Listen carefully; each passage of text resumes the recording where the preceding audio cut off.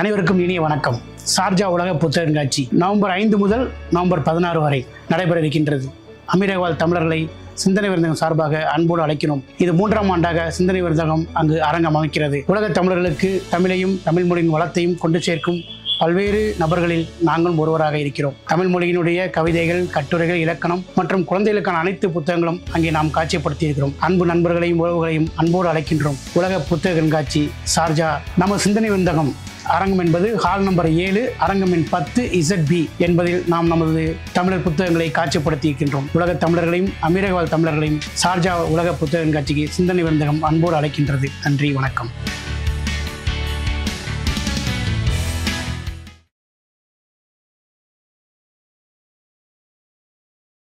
உன்னை நீ கிறிஸ்தவரா உணர்ந்தினா நீ எனக்கு வாக்கு செலுத்தாதேன்றாரு.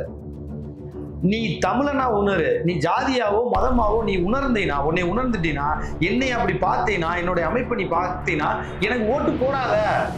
கண்டிப்பா சில பேரால அந்த தொடர்ச்சியை பயணிக்கவே முடியாது. ரொம்ப ஸ்ட்ரிக்டா இருக்காரு, அவர் பிளெக்சிபிளா இல்லையே ஒரு தலைவரா. அவர் கொள்கைக்கு தாங்க ஸ்ட்ரிக்ட். சில பேரை நீங்க நீக்க சொன்னாலும் அவர் நீக்க மாட்டாரு, யார் சொன்னாலும் நீக்க மாட்டாரு. சில பேரை எல்லாரும் வச்சிருக்க சொன்னாலும் நீக்கிடுவார். அதுக்கு ஒரே காரணம் என்னன்னா, இவர் தன்னுடைய கொள்கையின் மீது, தான் போற பயணத்தின் மீது, நான் ஒரு பயணம் போயிட்டு இருக்கேன், இந்த பயணத்துல எவன் கூட வர்றது சரியா இருக்கும் சரியா இருக்காதுன்னு அவர் எடுக்கிற அந்த முடிவு இருக்குல்ல. தேவர் சமூகத்தில் இருக்கிறவங்க எல்லாம் உங்களை தப்பா பேசுறாங்க.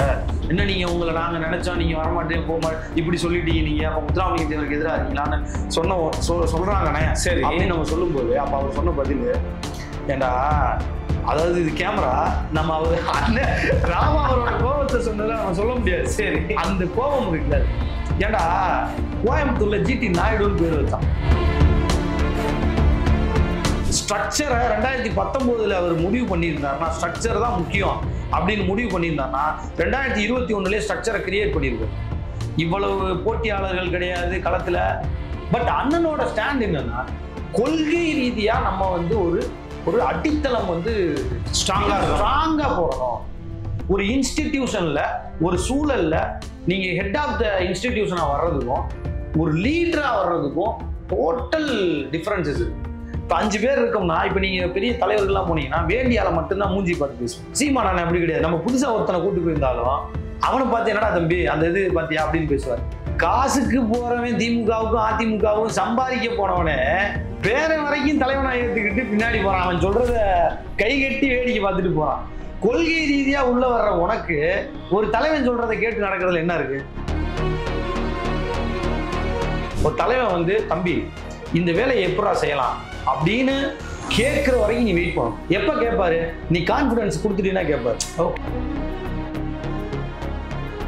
முக்கியமா ஒண்ணுங்க, சீமான் அண்ணன் இது வரைக்கும் யாரையும் போய் இத்தனை லட்சம் செலவு பண்ண, இத்தனை கார்ல வா பொதுக்கூட்டங்களுக்கு சொல்லுவார்.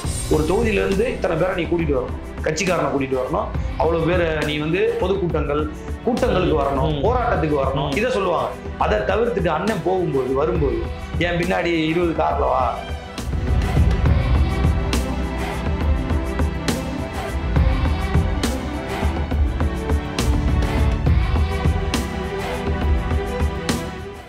அன்னை பர்னிச்சர்ஸ், அன்னை திருமண சீர்வரிசை பொருட்கள், டிவி, ஃபிரிட்ஜ், வாஷிங் மெஷின் உள்ளிட்ட 200க்கும் மேற்பட்ட பொருட்கள் அடங்கிய திருமண சீர்வரிசை ரூபாய் 99,000 மட்டுமே. தமிழகம் முழுவதும் இலவச டோர் டெலிவரி. தொடர்புக்கு 7550014440 9345044044. நிம்மதி property management. Contact 7667008999. Fourth estate Tamil நேயர்களுக்கு அருள்மொழிவர்மனின் அன்பார்ந்த வணக்கங்கள். இது உங்கள் ஃபோர்த் எஸ்டேட் தமிழ் வழங்கும் பெருதிலும் பெருதுகள் நிகழ்ச்சி.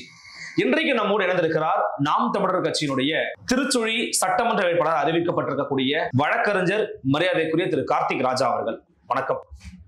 எப்படி இருக்கீங்க? நல்லா இருக்கு. மனமார்ந்த வாழ்த்துக்கள் முதல்ல. நன்றி.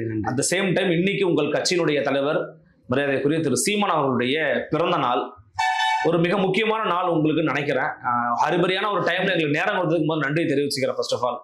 ஸோ இன்னைக்கு ஒரு முக்கியமான நாள் உங்களுடைய கட்சியினுடைய தொண்டர்களுக்கு, தம்பிகளுக்கு எல்லாருக்குமே. நீங்க ஒரு யங்ஸ்டரா இருக்கிறீங்க, ஒரு தமிழ் தேசிய பாதையில தொடர்ச்சியா பயணிக்கக்கூடிய ஒரு நபர். நீங்க அந்த வரலாறுலாம் தெரிஞ்ச ஒரு நபர்.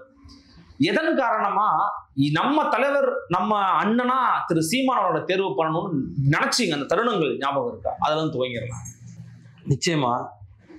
அதாவது நீங்க ஒரு ஒரு தலைவனா இருக்கக்கூடிய ஒரு நபருக்கு என்னோட பர்சனலா நான் எப்பவுமே என்ன பார்ப்பேன்னா, ஒரு தலைவனா இருக்கக்கூடிய ஆளை வந்து நம்மளால ப்ரெடிக்ட் பண்ண முடியாத அளவுக்கு இருக்கணும். நீங்க ஒரு ஸ்டேட்மெண்ட் சொல்றதா இருக்கலாம், ஒரு முடிவு எடுக்கிறதா இருக்கலாம், எல்லாத்தையுமே என்ன பண்ணக்கூடாதுன்னா எல்லாராலையும் ப்ரெடிக்ட் பண்ண முடியாத நபரா இருக்கணும். ஓகே, ஒரு தலைவர். ஓகே. நான் வந்து பார்க்கும்போது சீமான் அண்ணன் 2021 சட்டமன்ற தேர்தல் சமயத்துல தான் நான் வந்து இந்த கட்சிக்குள்ளார இணைகிறேன். அந்த இணையிற தருணங்க எப்படின்னா, நான் அண்ணனை க்ளோஸா வாட்ச் பண்ணும்போது என்ன ஆகுதுன்னா, என்னால் அவரை ப்ரெடிக்டே பண்ண முடியல. மோஸ்ட்லி நான் வந்து அதிகப்படியாக சில பேரோட பழகும் போது எதனால அவங்க பேசுறாங்க அந்த ரீசனிங்கை வந்து என்னால் கணிச்சிடலாம். ஆமா. ஆனா சீமான் அண்ணனை பொறுத்தளவுல நம்ம கணிக்கிற எல்லாமே பொய்யா போகும். நாம என்ன நினைப்போம், இவர் இந்த ஸ்டேட்மெண்ட் இதனாலதான் சொல்றாரு. ஒரு குற்றச்சாட்டு வருதுன்னா கூட அண்ணன் திடீர்னு இஸ்லாமியர்கள் கிறிஸ்தவர்கள் பத்தி தவறுதலா பேசிட்டாரு அப்படின்னு ஒரு குற்றச்சாட்டு இருக்கும். நம்மளுக்கும் அதே மாதிரி அந்த குற்றச்சாட்டை ரிசீவ் பண்ண பின்னாடி நம்மளுக்கு ஒரு எண்ணம் தோன்றும், இதனால ஏன் அண்ணன் இப்படி சொன்னாரு வச்சாரு அப்படின்னு. ஆனா நெருங்கி போகும்போது பாத்தீங்கன்னா அதுக்கு டோட்டலா வேற ஒரு காரணம் வந்து அவர்கிட்ட இருக்கும். ஓகே. இப்படி எல்லா குற்றச்சாட்டுகளுக்கும் விமர்சனங்களுக்கும் பின்னாடியும் அவரோட ரீசனிங்கே யாராலையும் புரிஞ்சிக்க முடியாத அளவுக்கு இருக்கும். அந்த பாயிண்ட்ல தான் சரி ரைட்டு, இவர் வந்து நம்ம தலைவராக ஏற்றுக்கொண்டு நம்ம பின்னாடி போனா ஏன்னா உங்களுக்கு நான் ஏன் அந்த ப்ரெடிக்ஷனை சொல்றேன்னா, ப்ரெடிக்ட் பண்ண முடியாம இருக்கணும்னு சொல்றேன்னா, அந்த திறமை இருந்தா மட்டும், தகுதி இருந்தா மட்டும்தான் நீங்க பல லட்சம் பேரை வந்து நீங்க கூட்டிட்டு போக முடியும், முன்னாடி நின்று வழி நடத்த முடியும். இல்லைன்னா நீங்க என்ன பண்ணிடுவீங்க, நில குலைஞ்சிருவீங்க. உங்களை ப்ரெடிக்ட் பண்ணி நீங்க இதான் சொல்றீங்க எல்லாரும் ப்ரெடிக்ட் பண்ணிட்டாங்கன்னா நீங்க எந்த முடிவுமே உங்களோட முடிவா இருக்காது, இன்ஃப்ளூயன்ஸ் பண்ணப்பட்ட ஒரு முடிவா இருக்கும். அண்ணனை யாராவது இன்ஃப்ளூயன்ஸ் பண்ண முடியுமா? நீங்க தனிப்பட்ட முறையில் அவரோட பேசியிருப்பீங்க, பழகிருக்கீங்க. நீங்க சொல்லுங்க, யாராலையும் ஒரு 20 நிமிஷம் நீங்க அவர்கிட்ட பேசுறீங்கன்னா கூட அவர் தான் நம்மளை இன்ஃப்ளூயன்ஸ் பண்ணுவாரே ஒழிய யாராலையும் அவரை இன்ஃப்ளூயன்ஸ் பண்ண முடியாது. அது போக பார்த்தீங்கன்னா நம்பிக்கை இருக்குல்ல, ஒரு மனிதன் வந்து தன் மீதான நம்பிக்கை இருக்குல்ல, அரசியல்ல எந்த துறையா இருந்தாலும் தன்னம்பிக்கை என்பது வேணும். அண்ணன் சீமான்ட்ட இருக்கிற தன்னம்பிக்கை மாதிரி நான் இதுவரைக்கும் என்னுடைய வயது வரைக்கும் என்னுடைய அனுபவத்துல இதுவரைக்கும் நான் பார்த்ததே கிடையாது. அவ்வளவு கான்பிடென்ட் ஒரு மனிதனுக்கு எப்படி வரும், தன் மீதும் தான் கொண்ட சிந்தனை மீதும் தான் எடுக்கிற முடிவின் மீதும், இது இப்படின்னா இப்படிதான், இல்லைன்னா அதுனா அப்படின்னா இப்படின்னா இது எப்படி போயிடும் இப்படிலாம் எடுக்காதீங்க, இது சரியா இருக்கும் அப்படின்னு சொல்ற அந்த முடிவின் மீது கான்பிடன்ஸ் இருக்குல்ல. நீங்க நான் சொல்ற எல்லாமே உங்களுக்கு புரியும், ஏன்னா நீங்க நேரில் பார்த்துருப்பீங்க அண்ணா. அதாவது மிகைப்படுத்தப்பட்டு நான் சொன்னா கூட, மிகைப்படுத்தி சொன்னா கூட அதுக்கும் மேல இருக்கும் அண்ணனோட கான்பிடன்ஸ். ஓகே, அந்த தருணம் தான் சரி ரைட், ஓகே இவர் தான் நம்ம தலைவர், இவரை ஃபாலோ பண்ணக்கூடாது அப்படின்னு நினைக்கிறது, இவர் பின்னாடி போவோம். ஆக்சுவலி நீங்க அவருடைய தன்னம்பிக்கை குறித்து பேசுறீங்க, பட் எது அவரை தொடர்ச்சியா ஊக்கப்படுத்திக்கிட்டே இருக்கு நீங்க நினைக்கிறீங்க? ஏன்னா ஒரு கட்சி ஒரு கட்டமைப்புன்னு வரும்போது அதுக்குள்ள வந்து இப்போ புதியவர்கள் இணையலாம், பழையவர்கள் வெளியேறாங்க, இது போன்ற தருணங்களை சமாளிக்கிறதோ அல்லது அதை வந்து ஏற்றுக்கொண்டு அடுத்த கட்ட பாய்ச்சல் நோக்கி நகர்றதுங்கிறது சாதாரணமான விஷயம் கிடையாது. கண்டிப்பா இன்னைக்கு புதிய சக்திகள்லாம் அரசியல் கட்சிக்குள்ள வராங்கன்னும் போது எல்லாத்தையும் எதிர்கொள்ள வேண்டிய தேவை இருக்குது. அப்ப எந்த விஷயம் வந்து சீமான் அவர்களை உந்து சக்தியா மாத்திக்கிட்டே நினைக்கிறீங்க நீங்க? அதாவது கொள்கை மீதான பற்று இருக்குல்ல. இப்போ சமீபத்துல திருச்சியில வந்து கிறிஸ்தவர்கள் மத்தியில அண்ணன் உரையாற்றுறாரு. இது ஒன் டைப் ஆஃப் கேம்பெயின் வச்சுக்கோங்களேன், எலெக்ஷன் கேம்பெயின் மாதிரி தான் அதை அண்ணன் போறாங்கன்னு வச்சுக்கோங்க. ஒரு கேம்பெயின்ல நின்று அவர் என்ன பேசுறாருன்னா, ஒருத்தர் கேள்வி கேட்கிறாங்க, கிறிஸ்தவர்களா விஜய் வந்து கிறிஸ்தவர் நினைச்சு நிறைய கிறிஸ்தவர்கள் வாக்களிக்கலாம்னு நினைக்கிறாங்களே அப்படின்னு ஒரு கேள்வி, அதை பத்தி என்ன நினைக்கிறீங்கன்னு கேட்கும்போது அவர் சொல்றாரு, உன்னை நீ கிறிஸ்தவனா நீ உணர்ந்தினா, கிறிஸ்தவர்களுக்கு மத்தியில நின்று சொல்றாரு, உன்னை நீ கிறிஸ்தவனா உணர்ந்தினா நீ எனக்கு வாக்கு செலுத்தாதேன்றாரு. நீ தமிழனா உணரு, நீ ஜாதியாவோ மதமாவோ நீ உணர்ந்தீனா, உன்னை உணர்ந்துட்டீனா, என்னை அப்படி பார்த்தீனா, என்னுடைய அமைப்பை நீ பார்த்தீனா எனக்கு ஓட்டு போடாத. அததான் எப்படி சொல்றாருன்னு கேட்கிறேன். இப்ப அதுதான் சொல்ல வரேன், அந்த கொள்கையின் மீது அவருக்குள்ள பற்று, அந்த தமிழ் தேசியம், அந்த ஒரு பிரதர். இப்ப நீங்க ஒரு விஷயத்த நீங்க பண்றீங்கன்னு வச்சுக்கோங்களேன், அந்த விஷயத்துல உங்களுக்கு இருக்கிற தெளிவு, அந்த விஷயத்துல உங்களுக்கு இருக்கிற பற்று, நம்பிக்கை, இது எல்லாம் சேர்ந்துதான் தொடர்ந்து பயணிக்க வைக்கும். அண்ணனை பொறுத்தளவுல தமிழ் தேசியத்தின் மீது அவர் ஏற்றுக்கொண்ட அந்த கொள்கை இருக்குல்ல, அந்த கொள்கையின் மீது அவருக்கு இருக்கிற பற்று இருக்கு தெரியுமா.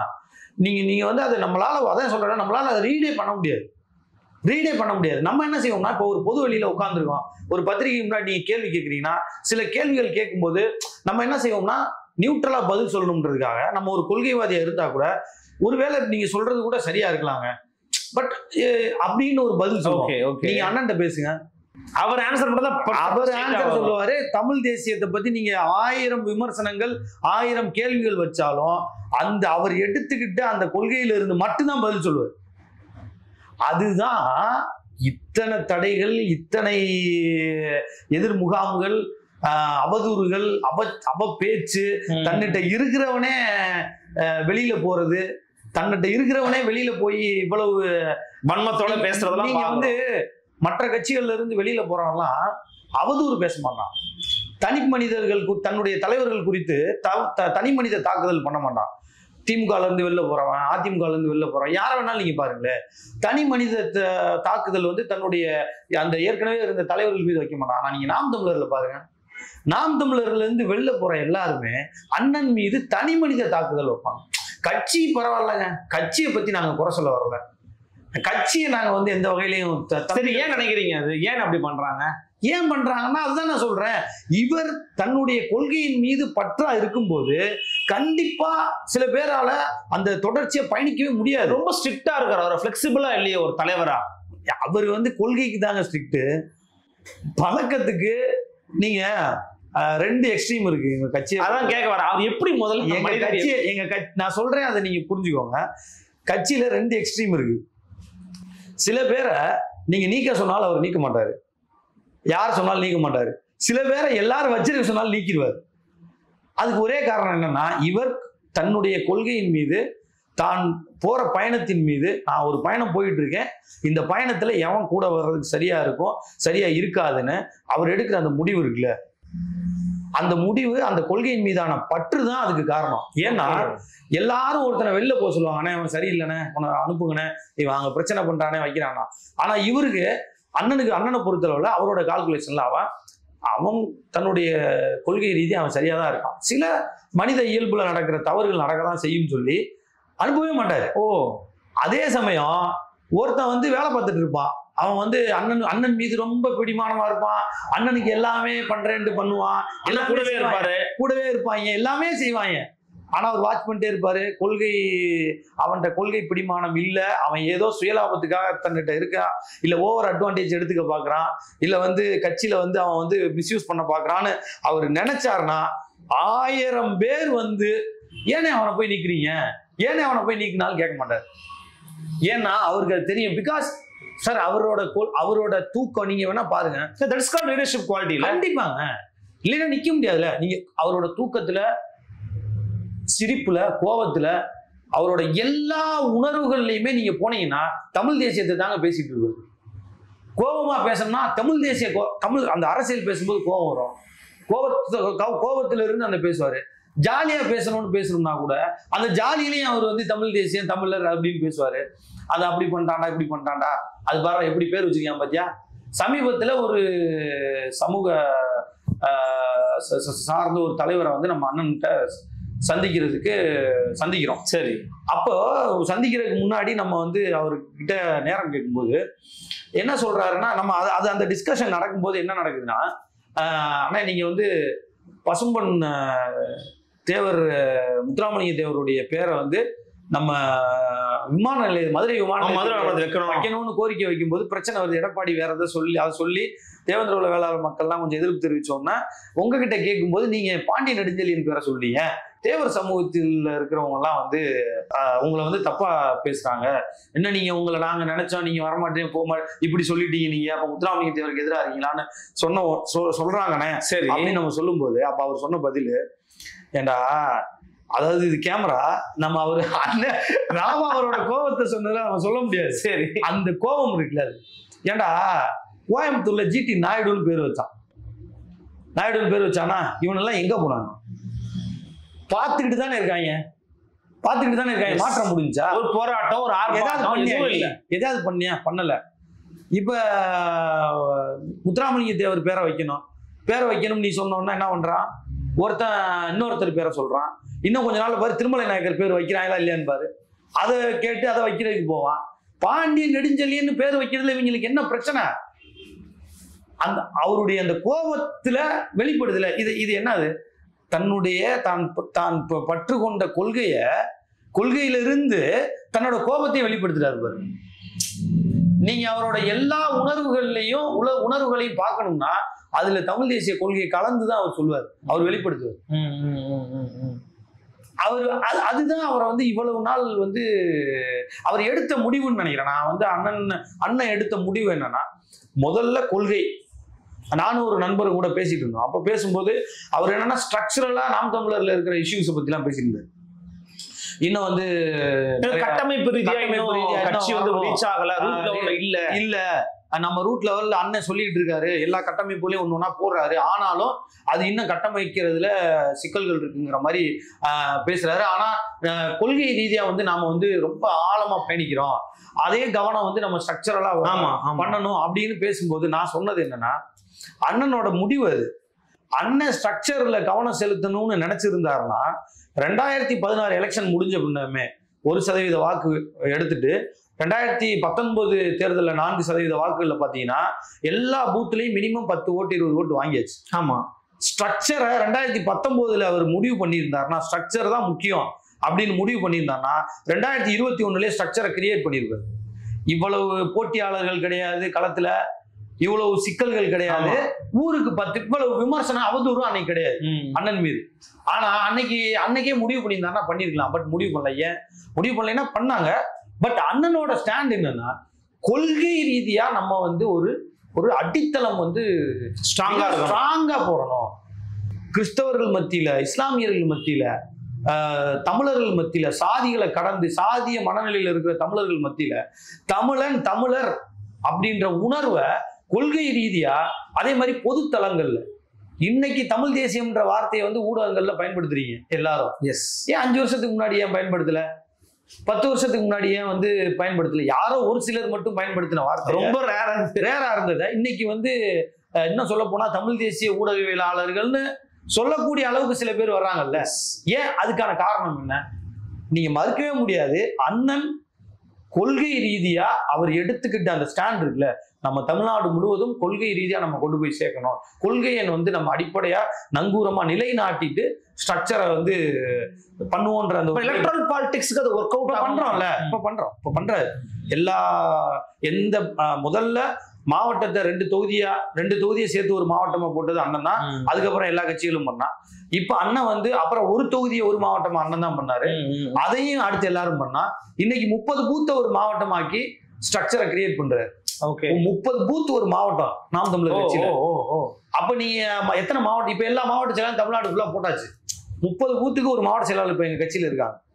அப்ப ஸ்ட்ரக்சர்ல வலுப்படுறோம். நான் சொல்ல வர்றது என்னன்னா, இது குறை கிடையாது. ஒரு திட்டமிட்ட பணி அண்ணனுடைய அதாங்க அண்ணன் தெளிவா அவருக்கு ஸ்ட்ராட்டஜிஸ்ட் யாரும் தேவையில்ல.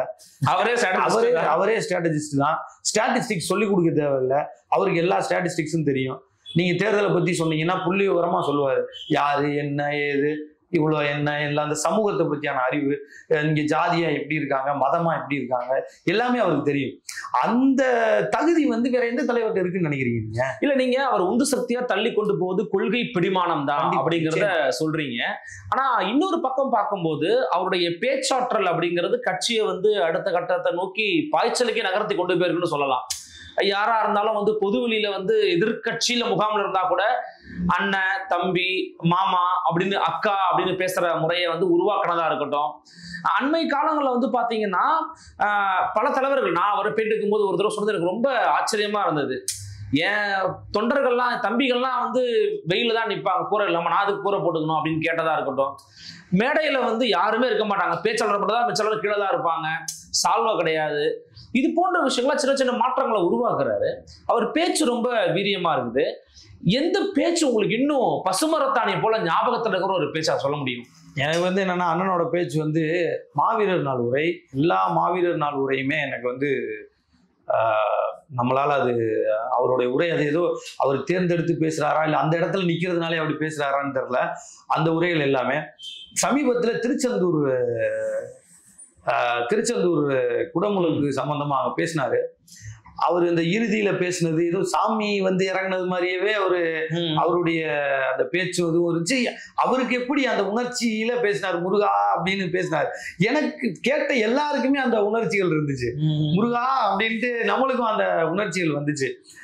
நான் என்ன சொல்றேன்னா, நீங்க பட்டிமன்றத்துல பேச்சாளர்கள் இருக்காங்கல்ல, பட்டிமன்ற பேச்சாளர்களை விட அண்ணன் பேச்சாளரானா இல்ல, சாலமன் பாப்பையா விட பேச்சாளரானா இல்ல, சுகிசிவம் விட பேச்சாளரானா இல்ல. அண்ணன் வந்து இப்ப பேச்சிலேயே வந்து பப்ளிக் ஸ்பீச் தனி, ஒரு ஒரு ஓரியன்டேஷன் ப்ரோக்ராம் பேசுறது வேற, உரையாடல் வேற, தர்க்கம் வேற, விவாதம் எல்லாமே வேற வேற. அண்ணன் பேசுறது பப்ளிக் ஸ்பீச். பப்ளிக் ஸ்பீச்ல நிறைய வெரைட்டிஸ் இருக்கு, நிறைய பேர் இருக்காங்க. அண்ணன் அதனால நான் எதுக்காக அதை சொல்ல வரேன்னா, பேச்சாற்றல் மூலமா சீமான் எல்லாத்தையும் கொண்டு போய் சேர்த்துட்டாரு, இது பிரபலியம் ஆயிட்டாரு, அதுதான் அவருடைய திறமைன்னு சொல்றதுல எனக்கு எப்போதும் கிடையாது. ஏன் எதனாலன்னா, அதுதான் உதாரணம் சொன்னி, எல்லாருக்கும் பேச்சாற்றல் இருக்கு, எல்லாராலையும் அதை கூட்டம் பண்ண முடியாது. ஏன் இவரால முடியுதுன்னா, அந்த கொள்கை இருக்குல்ல, அந்த கொள்கை மீதான பற்றும் தேடுதலும் இருக்குல்ல, அதுவும் அந்த பேச்சாற்றலும் சேர்ந்ததுனாலதான் இன்னைக்கு இந்த கூட்டம். நீங்க வந்து ஒரு 45 நிமிஷம் அண்ணன் பேசுறாருன்னா, 45 நிமிஷத்துல இப்ப இன்னைக்கு ஒரு கேள்வி சீமான் அண்ணன் மீது வைக்கப்படுதுன்னா, அடுத்த கூட்டத்துல எல்லாத்துக்கும் பதில் வந்துடும், விளக்கம் வந்துடும். விளக்கமும் சும்மா வராது. அந்த 45 நிமிஷம் இல்ல 1 மணி நேரம் வந்து கட்டி போடுறது மாதிரி அந்த கொள்கைகளை பேசுவார். நீங்க ஒரு கூட்டத்துல எந்த தலைவர் வேணாலும் பேசுங்க, இல்ல நீங்களோ நானோ கூட நம்ம பேசுறோம்னா, கண்டென்ட்டை பேசுறதா இருந்தா நம்ம கவனம் கண்டென்ட்ல இருக்கும். உணர்ச்சி வசமா பேசணும்னு நம்ம நினைச்சோம்னா, கூட்டத்தை கட்டுப்படுத்தணும்னு நினைச்சோம்னா, அதுதான் நம்ம கவனத்துல இருக்கும். பேசுற கண்டென்ட்டும் கவனத்துல இருக்கணும், உணர்ச்சி எல்லாரையும் நம்ம அந்த கண்ட்ரோல்ல வச்சிருக்கணும்ன்றதும் நம்ம கண்ட்ரோல்ல இருக்கணும்னா அது முடியாது, நம்மளால சாத்தியமே கிடையாது. அண்ணன்ட்ட அந்த திறமைகள் இருக்கு. ஏன் அப்படின்னா, அண்ணன் வந்து லீடர்ஸ் வந்து உருவாக்கப்படவே முடியாது. லீடர்ஸ்லாம் வந்து உருவாகணும். தலைவன்கிறது வந்து நீங்க அது ஒரு எப்படி சொல்றதுன்னா, அது ஒரு தன்மை, இல்ல சூழல் சார்ந்தாலும் அது கிடையாது, அப்படி கிடையாது. அதுதான் சொல்றேன். இப்ப நீங்க உதயநிதி இருக்கிறாரு, இல்ல வந்து ராகுல் காந்தி இருக்கிறாரு, இல்ல யார எடப்பாடியவே எடுத்துக்கோங்களேன், எல்லாரையுமே எடுத்துக்கோங்க. தலைவர்ன்றது வந்து இன்னைக்கு வந்து நீங்க இவங்கெல்லாம் வந்து தலைவர்னு நீங்க வந்து ஃபாலோ பண்ற ஆட்கள் எத்தனை பேர் இருக்காங்கன்னு நீங்க நினைக்கிறீங்க? ஒரு இன்ஸ்டிடியூஷன்ல, ஒரு சூழல்ல நீங்க ஹெட் ஆஃப் த இன்ஸ்டிடியூஷனா வர்றதுக்கும் ஒரு லீடரா வர்றதுக்கும் டோட்டல் டிஃபரன்சஸ் இருக்கு. நூக்கன் கார்னர் வந்து அவன் ஏற்றுக்கொண்ட கொள்கையில எக்ஸ்பர்டைஸ்டா இருக்கணும். இது எல்லாமே இதெல்லாம் தன்மையில சைக்கலாஜிக்கலா, இல்லாட்டி அவன் வந்து அது உருவாகிறது, உருவானாதான் அவன் தலைவனா வர முடியும். நீங்க வந்து ஒரு சூழல் உருவாக்குதுன்னா, சூழல் எப்படி உருவாகும் சொல்லுங்க. இப்ப நான் ஒரு இன்ஸ்டிடியூஷனுக்கு நீங்க ஹெட் ஆயிரீங்கன்னு வச்சுக்கோங்களேன், நீங்க வந்து அட்மினிஸ்ட்ரேட்டிவ் ஒர்க்கை வேணா நீங்க பார்க்கலாம் ஹெட்டா இருந்து. நீங்க வந்து ஒரு லீடரா ஒரு கூட்டத்தை வழி நடத்தி போறது, ஃபியூச்சரிஸ்டிக்கா யோசிச்சு சிந்தனைகளை சிந்திச்சு செய்யறது, கீழே கிரவுண்ட் லெவல் வரைக்கும் எல்லாரோட பிரச்சனைகளையும் ரிலேட் பண்ணிக்கிறது, இப்படி எல்லாத்தையும் எப்படி பண்ண முடியும்? நீங்க எப்படி பண்ண முடியும்? பண்ண முடியாது. நீங்க வந்து ஒருத்தன் லீடரா அவன் வந்து உருவாகணும், அப்படி ஆரம்பத்துல இருந்து உருவாகணும், சமூகத்தை கவனிக்கணும். சீமான் அண்ணன் பிறந்த ஊர் இது. சாதியில அண்ணன் சொல்றது மாதிரி பழமொழி இருக்கும். நீங்க அண்ணன் ஊர்ல சாதிய கொடுமையில் அந்த எப்படி இருக்கும், அதுல இருந்து பிறந்து வளர்ந்து பள்ளி படிப்பை முடிச்சு, கல்லூரி படிப்பை முடிச்சு, சினிமாக்குள்ளார வந்து இன்னைக்கு நீங்க வந்து அவரு அதே ஊர்ல எல்லாரோட அக்செப்டன்ஸையும் வாங்குறது இருக்குல்ல. எந்த சாதியெல்லாம் சாதியை ஒடுக்குமுறை பண்ணிச்சோ இன்னைக்கு அந்த சாதியெல்லாம் அவரை தலைவராக ஏத்துக்கிறது இருக்குல்ல. இது எப்படி நீங்க வந்து இப்ப வந்து எல்லாரும் சொல்றது மாதிரி, நான் தனிப்பட்ட முறையில் யாரையும் சொல்லலை, ஒரு சினிமாவில் இருந்து ஒருத்தர் வந்து தன்னை தளபதின்னு ப்ரொமோட் பண்ணிட்டு, அதே மாதிரி ஒரு அரசியல்ல வந்து இன்னாரு பையன் அப்படின்னு ப்ரொமோட் பண்ணிட்டு நீங்க வந்து டக்குன்னு ஒரு நாள் லீடர்னு சொல்லி எல்லாரும் பின்னாடி போறதுக்கும், யாருன்னே தெரியாத ஒரு ஆளை வந்து பல லட்சம் பேர் திடீர்னு அவரோட பேச்சையும் அவரோட செயல்பாடுகளையும் பார்த்து பின்னாடி பின்தொடர்ந்து போறதுக்கும் ஒரு பெரிய வித்தியாசம். காரணம் என்ன உங்களுக்கு? சீமான் அண்ணனால ஒரு விவசாயியோட தன்னை ரிலேட் பண்ணிக்க முடியும், ஒரு வயசான கிழவியோட ரிலேட் பண்ணிக்க முடியும், பணக்காரனோட ரிலேட் பண்ணிக்க முடியும், மிடில் கிளாஸோட ரிலேட் பண்ணிக்க முடியும், டெக்னீஷியன்ஸோட ரிலேட் பண்ணிக்க முடியும், அறிவாளியோட ரிலேட் பண்ணிக்க முடியும், சட்ட நிபுணர்களோட ரிலேட் பண்ணிக்க முடியும் சீமான் அண்ணனால. பிகாஸ் அவர் வந்து பான் லீடர். அவர் வந்து நான் வந்து அவரை மிகைப்படுத்தி தயவு செஞ்சு சொல்றேன் நினைக்காது, சொல்லவே இல்லை. நான் வந்து ரொம்ப நெருக்கமா நானும் அவரை அண்டர்ரேட் பண்ண ஆள் தான். ஓகே, அண்ணனை வந்து ரொம்ப நான் அவரோட நெருங்கி பழகிறதுக்கு முன்னாடி அவரை வந்து நான் வந்து ரொம்ப அண்டர்ரேட் பண்ண ஆள் தான். நெருங்கி பழகும் போது அது மிரட்சியை தான் தருது, இன்னைக்கு ரொம்ப மிரட்சி தருது. அவர் வந்து எல்லாரு கூடயும் ரிலேட் பண்ணிக்கக்கூடிய தன்மை அவர்கிட்ட இருக்கு. அதுதான் தலைவன். ஸோ நீங்க வந்து சும்மா தலைவன் ஒரு இன்ஸ்டிடியூஷன்ல ஹெட்டா இருக்க எல்லாரையும் நம்ம தலைவனா சொல்ல முடியாது. காந்தி தலைவர், நேதாஜி தலைவர், அண்ணா தலைவர், கலைஞர் தலைவர், கருணாநிதி தலைவர் நான் ஏத்துக்கிறேன். ஏன் ஏத்துக்கிறேன்னா இவங்கெல்லாம் தலைவர்னு என்னன்னா கருத்துக்கள்ல முரண் இருக்கலாங்க, கருத்துல முரண் இருக்கலாம் வச்சுக்கலாம், அதெல்லாம் வேற. அவரோட செயல்பாடுகள்ல எனக்கு இதெல்லாம் வித்தியாசம் இருக்கலாம். ஆனா அவங்க எல்லாம் என்னன்னா அடிப்படையில இருந்து வளர்றாங்கல்ல, ஒரு அடிப்படையில இருந்து புரிஞ்சுக்கிட்டு ஒரு கட்டத்துல அவங்களோட செயல்பாடுகள் மாறுது, அவங்களோட ஆக்டிவிட்டிஸ்ல வந்து மக்களுக்கு விரோத செயல்கள் வருது, நம்ம கிரிட்டிசைஸ் பண்றோம், அது எல்லாமே தனி. ஒருத்தர் வந்து வளர்றது மக்கள் அரசியல்ன்றது மக்கள் கிட்ட வேலை செய்யறது தான். மக்களோட ரிலேட்டே நீ பண்ணிக்க முடியலன்னா எப்படி நீ மக்கள் தலைவனாக முடியும்? அவரோட மற்ற விஷயங்களை பத்திலாம் சொல்றீங்க. இந்த சீமான் அவர்களுடைய மறுபக்கம்னு சில பேர் விரும்புறாங்க, நேர்களை கேட்கறதுனால கேட்கிறேன். எப்ப பார்த்தாலும் கோபமாவே இருக்கிறாரு, இவர் ஏதாவது தனிமையில சிரிப்பாரா, ஜாலியா பேசுவாரா, அந்த மாதிரி ஒரு கேரக்டரா இல்லையா அவரு அப்படிங்கிற ஒரு பார்வையே இருக்கு. சில பேர் வந்து அவர் ரொம்ப கஷ்டப்படுறாரு. ஒரு தடவைலாம் வந்து ஒரு முறை செந்தில்நாதன் சொன்னதான் ஞாபகம், தொண்டை வந்து அவரால் பேசக்கூடாதுன்னு மருத்துவர் சொன்னதா சொன்னாங்க. ஆனாலும் மீறி பேசுறாரு, தொண்டை போயிருச்சுன்னா என்ன ஆகுறது, சில பேர்லாம் அழுதாங்க அப்படிங்கிற செய்தியும் நம்ம வந்து கேள்விப்படுறோம். எப்படி அவர் பர்சனலா எப்படி ஆளு? நம்ம வந்து நீங்க உங்களுக்கு தெரியும், நான் சொல்றது மிகைப்படுத்தலைன்னு, அவர் மாதிரி ஒரு ஜாலியான ஆளை நான் பார்த்ததே கிடையாது. ஓகே, நீங்க 4 செவத்துக்குள்ளார போய் அவரோட பேசுனீங்கன்னா அவர் மாதிரி ஒரு ஜாலியான ஒரு ஆளை வந்து நம்ம பார்க்கவே முடியாது. அவர் வந்து சிரமம் எடுத்துக்கிறாரு, தன்னுடைய பயணங்களுக்கு தன்னுடைய கொள்கை ரீதியாக செயல்படுறதுக்கு சிரமம் எடுத்துக்கிறாரு. செய்கிற வேலையை சரியா செய்யணும்னு நினைக்கிறாரு, தவறா போயிடக்கூடாது, நம்ம எடுத்த முடிவு தவறுதலா போயிடக்கூடாதுன்னு நினைக்கிறாரு. தூக்கம் வந்து அவருக்கு ரொம்ப கம்மியா இருக்கு. தூக்கம் கம்மியா இருக்கு, அவருக்கு ஆல்வேஸ் சிந்திக்கிறாரு. நீங்க ஆல்வேஸ் வந்து சிந்திச்சுட்டே இருக்க, இது சரியா இருக்குமா? திடீர்னு இறைவனோட புத்தகத்தை கோட் பண்றாரு. அது ஏன்னா ஒரு ஆள் எப்பவுமே கண்டினியூஸா படிச்சுட்டே இருப்பாரு. அவருடைய மகிழுந்து கார்ல வந்து புத்தகங்கள் இருக்கும், எல்லா இடத்துலயுமே இருக்கும். ஒரு கூட்டத்துக்கு போறதுக்கு முன்னாடி நீங்க இந்த மாடுகள் மாநாடை வந்து அவர் வந்து எல்லாரும் நிறைய பேர் எள்ளி நகையாடினாங்க. எதிர்க்கட்சிகள் எள்ளி நகையாடினாங்க. மாடுகள் மாநாடு வந்து மேய்ச்சல் நிலங்களுக்கான மாநாடு, ஐநா அங்கீகரிச்ச ஒரு விஷயம். அதுல பண்ணாரு. நீங்க நம்புறீங்களோ இல்லையோ, அந்த மாநாட்டில் அவர் என்ன பேச போறாருன்றத நாங்கெல்லாம் ப்ரீவியஸாவே கேட்டிருக்கோம் அவர்கிட்ட. ஏன்னா ஒரு இந்த மாநாடு நடத்தணும், அவரு இப்படி மாநாடு நடத்தணும், இப்படிலாம் பேசணும்னு அவர் பேசும்போது ஆனா எப்படின்னா சாத்தியப்படும், இந்த மாதிரி மாநாடை எப்படி நான் நடத்த முடியும்? 3000-4000 மாடு, அது கெட மாடுன்னா அது வந்து கெட மாடுன்றது அது காட்டு விலங்கு மாதிரி. அது முட்டிங்கி ஓடிச்சுன்னா முட்டுச்சுன்னா எவனாலையும் தடுக்க முடியாது, எவ்வளவு வேலி போட்டாலும் போயிடும். எப்படி நான் பண்ண முடியும் அப்படின்னு எங்களுக்கு அந்த உண்மையிலே நான் கூட அதுல பெருசா எடுத்துக்கல. அதை செயல்படுத்தின மதுரை நண்பர்கள்லாம் ராப்பகலா உழைச்சு அதை எப்படி சாத்தியப்படுத்தினாங்கன்னே தெரியல. அந்த மாநாடுக்கு மட்டும் கிடையாது, எல்லா மாநாட்டுகளோட ஸ்பீச்சுமே க்ளோஸா இருக்கிறவங்க கேட்டிருப்பாங்க முன்னாடியே. ஏன்னா அவர் ஆல்வேஸ் ப்ரிப்பரேஷன்லேயே இருப்பார். இதை எப்படி நடத்தலாம், கடல்ல நடத்தணும், தண்ணியில நடத்தணும், எலெக்ஷனுக்கு எப்படி கேம்பெயின் பண்ணணும், அந்த இப்போ மதுரை போறான், ஒரு கல்யாணம் ஒரு நிகழ்வு போறான், அந்த மாவட்டத்தில் இருக்க ஆட்கள் எல்லாம் கூப்பிடு, அவங்கள வந்து நம்ம ஒரு கலந்தாய்வு போட்டு அங்கே இருக்கிற ஸ்ட்ரக்சரை பார்த்துருவோம்னு சொல்லுவார்.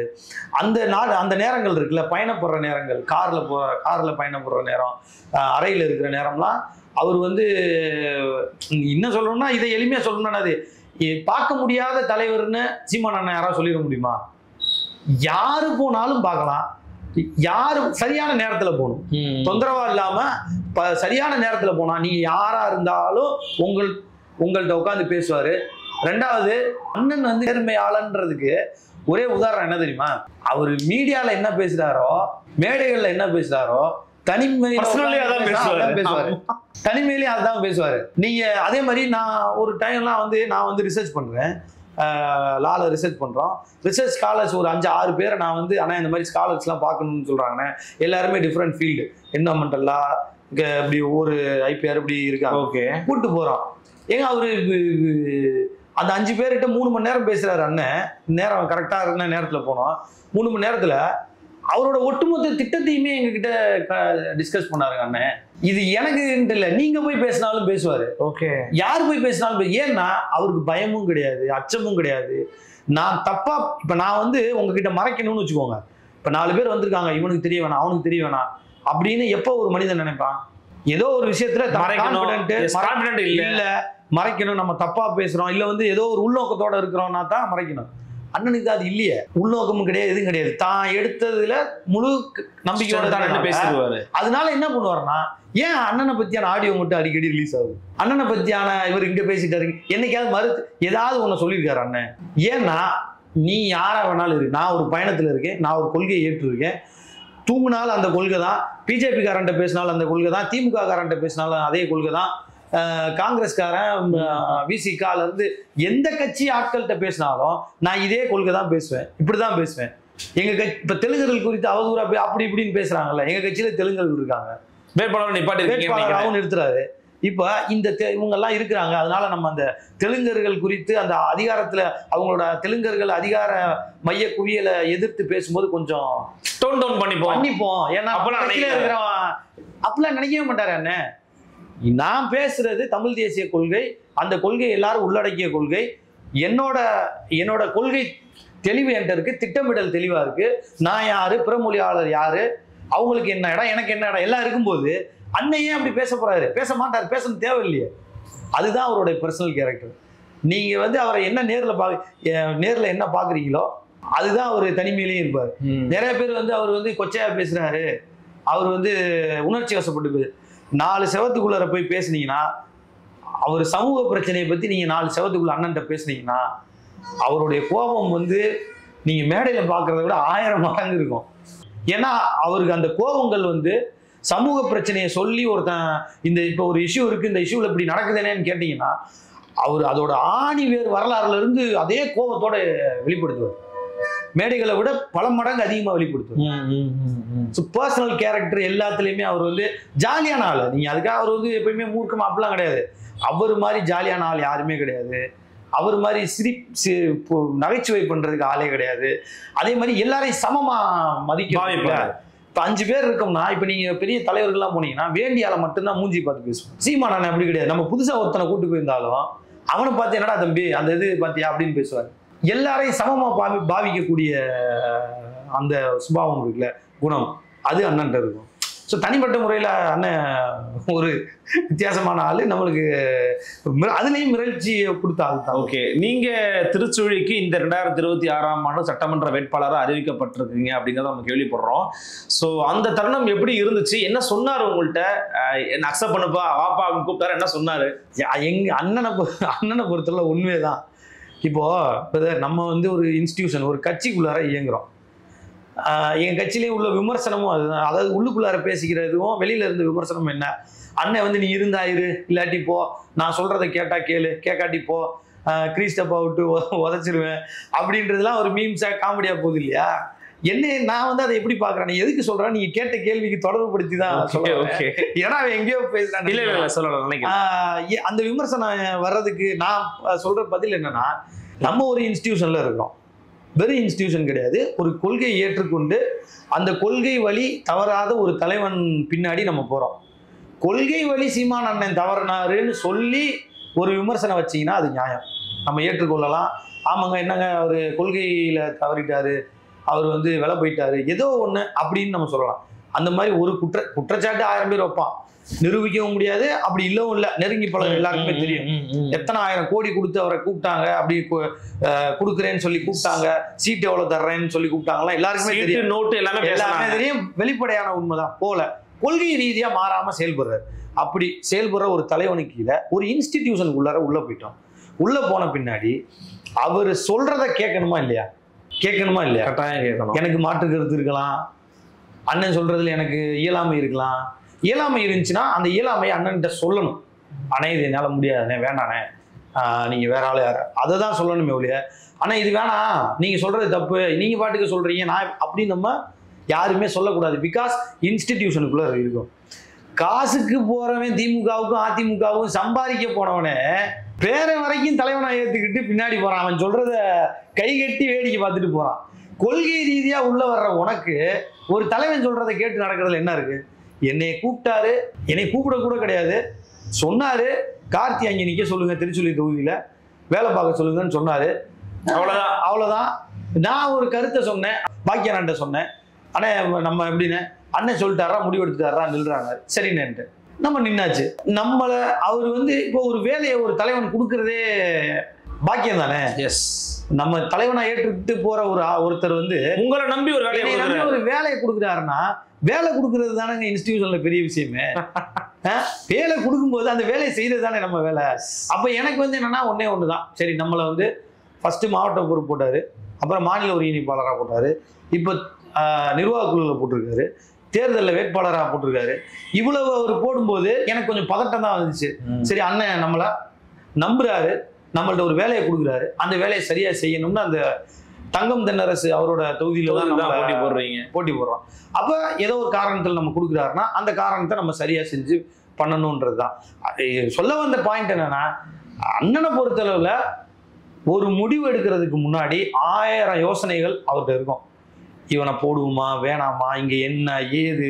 அதாவதுங்க, இது ஒரு எலெக்ஷன் பாலிடிக்ஸ்ல பார்ட்டிசிபேட் பண்ற ஒரு பொலிட்டிக்கல் பார்ட்டி மூவ்மெண்ட் கிடையாது. உண்மை.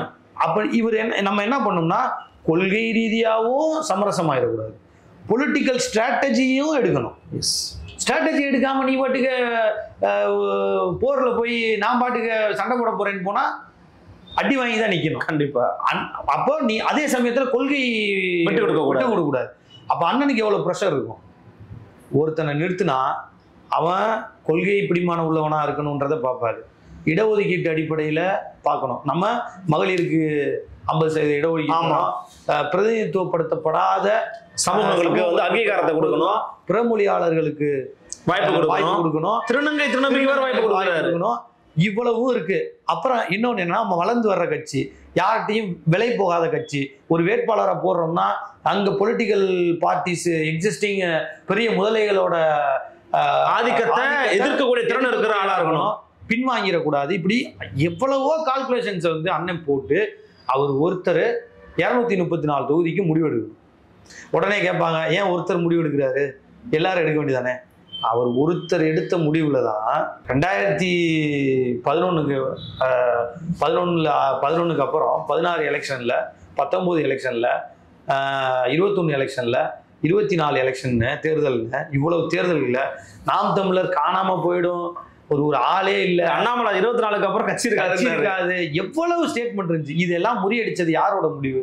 ஒருத்தரோட முடிவு, ஒருத்தரோட ஸ்ட்ராட்டஜி தானே. நம்பணும், தப்பே கிடையாது. அவர் ஒருத்தர் தான் முடிவு எடுக்கணும். அவர் எடுக்கிற முடிவுக்கு கட்டுப்பட்டு நம்ம நடக்கணும். அது ஏன் எப்பனா அவர் கொள்கை ரீதியா சரியா இருக்காருன்னும் போது நம்ம ஏன் போகக்கூடாது, கண்டிப்பா போகணும். அப்படிதான் இந்த தேர்தலில் அவர் வேட்பாளர் நிறுத்துறதும் வேலை சொல்றதும். இன்னொரு இதுல முக்கியமான விஷயம் என்னன்னா, அவர் எப்பவுமே என்ன பண்ணுவாருன்னா, எல்லாரும் சொல்லுவாங்க அவர் எடுக்கிறது தான் முடிவு, அவர் சரினா சரி, இல்லைன்னா இல்ல, இருனா இரு, இல்லாட்டி சர்வாதிகாரி மாதிரி செயல்படுறாரு. ஏங்க அவர் மாதிரி ஒரு டெமோக்ராட்டிக் பர்சனை பார்க்கவே முடியாதுங்க.